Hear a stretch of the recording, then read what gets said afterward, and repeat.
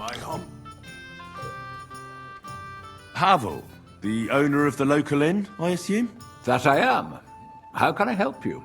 When I asked where I should go in this city for good wine, your inn was recommended. You've come to the right place. You won't find better wine in this city. Have you come from far away? Very far, Goodman. I'm Henry, and I rarely hear my name spoken in my native tongue. If you don't mind me asking, where have you come from?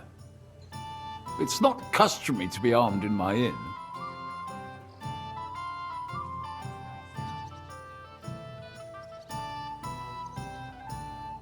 Saxony, Bavaria, and so on. The German states, basically. Wonderful! It's not often I get the chance to talk to someone so well-traveled. It'd be nice to have someone to discuss the drink of kings with. An invitation I can't refuse. Thank you. Well, good man, how shall we begin our tasting? Ah, I know. How about a little white to begin with? Excellent.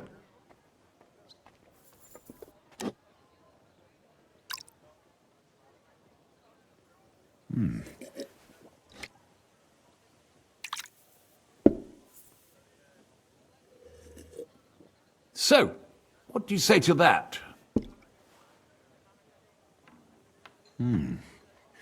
Hints of vanilla.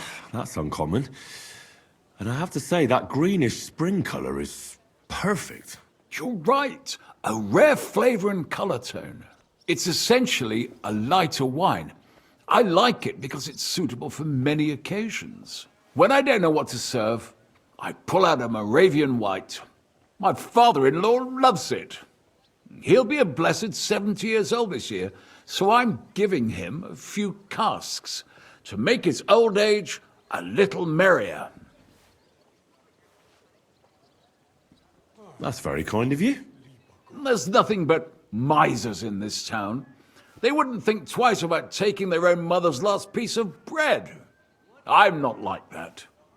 Do I have money? Of course.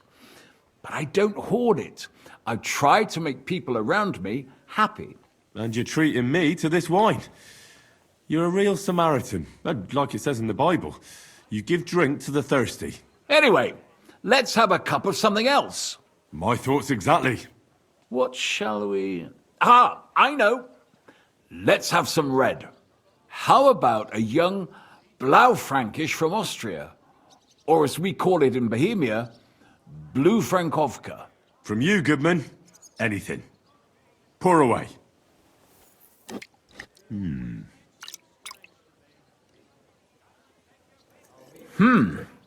Quite a decent vintage.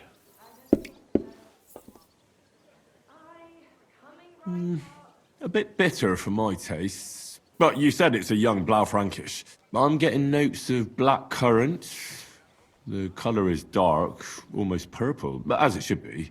Yes, the color enchants me every time. Almost like drinking from an inkwell. Oh, I've never drunk ink. Would you recommend it? My grandfather used to say, you won't know till you've tried it.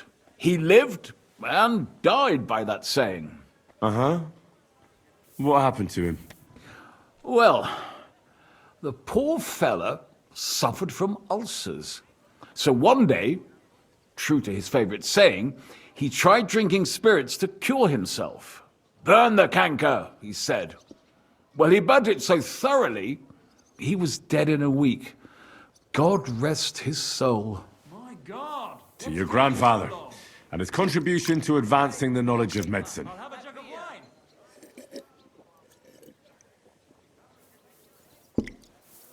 wine. You said you spent time in the German lands. What wine do the local connoisseurs rate highest? Anything from the Steinberger vineyard in Eberbach Abbey. It's the largest vineyard in the Holy Empire. It's admirable how they have everything so organized, precise, and measured. Truly a joy to behold. Yes, yes. The monastic brothers know what they're doing. I can confirm that. I have something from the local monastery as well. We should taste it. Well then, let's move on to the next one. After all that quality stuff, let's refresh ourselves with something simpler. Would you like a hippocras? Certainly. The better ones will go straight to our heads. And I'll admit, I do like it from time to time. Nothing to be ashamed of. It's not easy to make a good hippocras. Mine has an unusual ingredient in it. Let's see if you can tell what it is.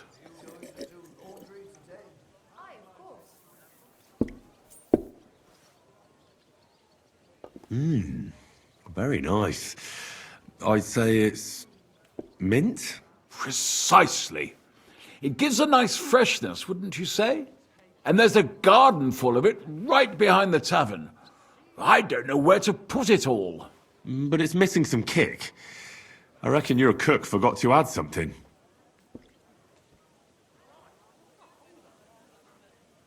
Ginger. It's missing ginger. But of course. The cook told me they didn't have any at the market. You have a refined tongue, good man. I'll give you that. After that hippocras, we should have something more high class. I've got a rare Hungarian wine from Eger. Very strong and very sweet. Bring it on. This is no time for weak wine. Beer, please. My thoughts exactly.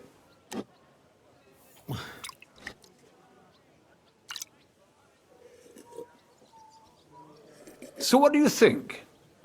Good, isn't it? Very strong. Matured in an oak barrel, undoubtedly. Colour is excellent as well. A crimson red. The smell is heavy, spicy, almost suffocating. I have to admit, I haven't had much Hungarian wine, but maybe I should change that. I drank this particular wine from Eger at a banquet held to celebrate the new city council. Hungarian government, Hungarian wine, and Hungarian delicacies. I was so looking forward to enjoying some nice Hungarian sausages or pate, but I ended up leaving disappointed. How so? They started bringing out melons, apples, plums, and all sorts of other fruit. And finally, they served fish. I don't eat fish, and fruit makes me burp. So I went hungry at a feast. I'm sorry you're disappointed, but I think they chose the food well. Really? I have to refer to Galen and his wisdom. Fish and fruit are foods with a cold essence. For that reason, they should all be balanced out with a warm wine, which this exquisite Hungarian surely is, because it's sweet and strong. Very well. The fish, I can understand. It lives in the water. But fruit ripens in the sun. Why is it considered cold? Well, it's not so much about the sun. According to Galen, fruit is cold by nature, because blood has never flowed through it. Thanks for the explanation. I've heard these rules before, but nobody explained them as well as you just did. Oh, forget Galen. I'd still rather have a nice duck patty with my red. But of course. The main thing is what suits your palate, Goodman. Well, that's Hungary checked off the list. What's next? How about something local? I noticed there were vineyards in Kuttenberg. But of course, we have vineyards and grapes from Burgundy that Emperor Charles himself had brought in. The local vintners grow some fine grapes, but they're still learning everything that comes after that. The local stuff gets diluted a lot.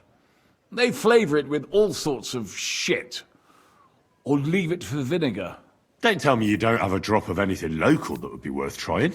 Well, there's the monastery secret. A wine from the Sedlets monastery. My cousin Jerome is the custodian of the monastery vineyard. Ah. Why is it called secret? Taste it, and you'll see.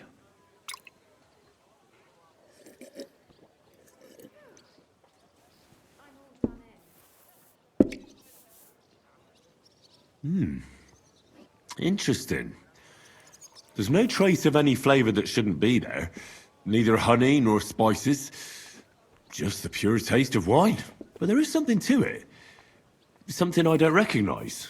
That's it, good man. Is that the secret? Exactly. The monks add a secret ingredient to the wine. A secret ingredient?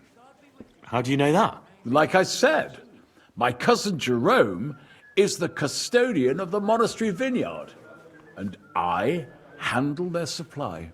Sometimes I bring food for the workers, new barrels, tools and the like. And from time to time, I bring them a sealed crate which smells peculiar. Jerome didn't want to tell me what's in it, but when I insisted, he told me it's some kind of incense they burn in the barrels. Really? I've never heard of such a thing. Neither have I. But like I said, the chest was sealed and the whole thing is shrouded in secrecy. A real monastery secret. What should we drink next?